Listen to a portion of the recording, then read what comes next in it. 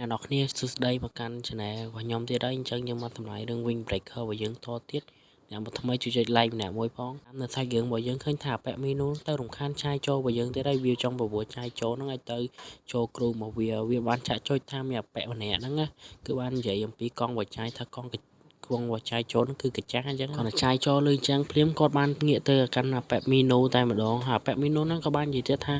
វា TJ គឹមហ្នឹងនិយាយមកកាន់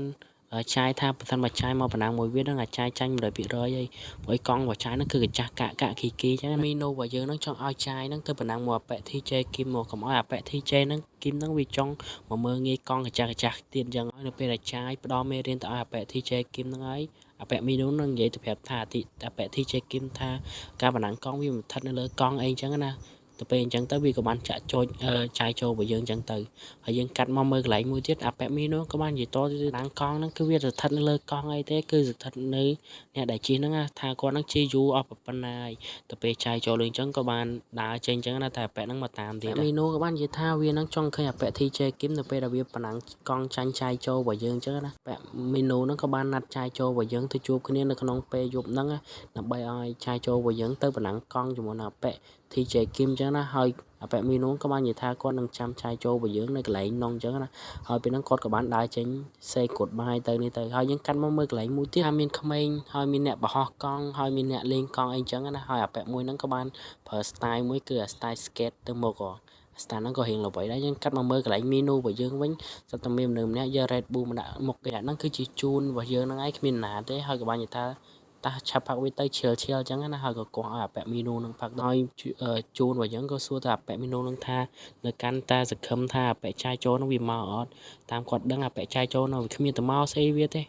អាមួយហ្នឹងប៉ុន្តែអាប៉ែមីនូហ្នឹងក៏បាននិយាយថាទោះចាយអត់មកក៏ដោយគាត់នឹងក៏នៅតែសង្ឃឹមដែរអញ្ចឹងប៉ែជូនហ្នឹងក៏បាននិយាយថាតើហេតុអ្វីមីនូហ្នឹងគឺចាប់អារម្មណ៍ជាមួយនឹងចាយចូលរបស់យើងម៉េចហើយមីនូក៏បានរំលឹកនៅពេលដែលចាយចូលគាត់ជិះពីចំណោតមកគឺវាល្អឥតខ្ចោះខ្លាំងមែនតើហ្មងបាននិយាយថាការជិះកង់ហ្នឹងគឺមិនមែនអ្នកមនុស្សធម្មតាអាចជិះបានណាមីនូយើងក៏បាននិយាយថាការពិតទៅគាត់ក៏ចង់ជិះសប្បាយជាមួយនឹងចាយចូលរបស់យើងទេប៉ុន្តែគាត់សង្ឃឹមថាចាយចូលហ្នឹងមកបណ្ដាំងជាមួយនឹងអាប៉ែ TJ គឹមយើងកាត់មកមើលកន្លែងមួយយើងឃើញថាចាយរបស់យើងក៏បានមកបណ្ដាំងជាមួយនឹងអាប៉ែ TJ គឹមមែនហើយនៅចាប់ផ្ដើមនៃការប្រកួតណាអាប៉ែ TJ គឹមរបស់យើងក៏បានវ៉ាចាយដោយសារតែកង់វាជាប្រភេទកង់កាបោណាកង់កាបោក៏វាស្រាលអញ្ចឹងគឺវាទុំនឹងមួយខ្យល់ជូនរបស់យើងក៏បាននិយាយថាការជិះកង់ហ្នឹងមិនមែនលឿននៅពេលចាប់ផ្ដើមនោះទេទោះស្គាល់ថាអាប៉ែ TJ គឹមហ្នឹងវាលឿននៅពេលចាប់ផ្ដើមតែมันប្រកាសថាវាអាចនៅឈ្នះទេយើងកាត់មកមើលចាយចូលរបស់យើង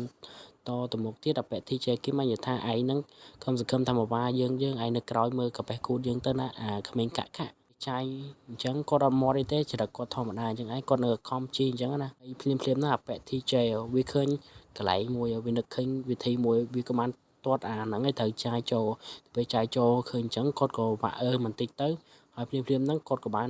វិសនឹងដួលតែគាត់ទប់លំនឹងកង់របស់គាត់កៅទៅប៉ុន្តែភ្លាមហ្នឹងគាត់ក៏បានឃើញនៅឡាននៅមុខគាត់អកសើខ្លាំងបន្តិចប៉ុន្តែមានណាគាត់ក៏ប្រហោះកង់របស់គាត់ហ្នឹងទៅលើរថយន្តហ្នឹងតែម្ដងហ្មងនិយាយទៅចាយរបស់យើងគឺ perfect ខ្លាំងតែហ្មងទៅពេលអញ្ចឹងទៅគាត់ក៏បានតាមអាប៉ែហ្នឹងទៀតនិយាយទៅអេពីសូតហ្នឹងក៏ចប់តាមតែប៉ុណ្ណឹង